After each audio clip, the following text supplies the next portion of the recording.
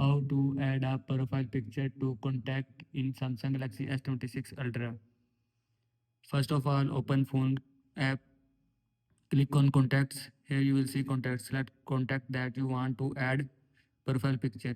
After selecting picture, click on profile icon, click on edit, click on profile. Here you will see camera, gallery, galaxy, water. Select that you want. Now click on gallery, select picture that you want to add. After selecting picture, adjust size. Now click on done. Now click on save. After click on save, add a profile picture to a contact from your phone. This is how you can add a profile picture to a contact in Samsung Galaxy S26 Ultra. I hope you like this video and thanks for watching this video.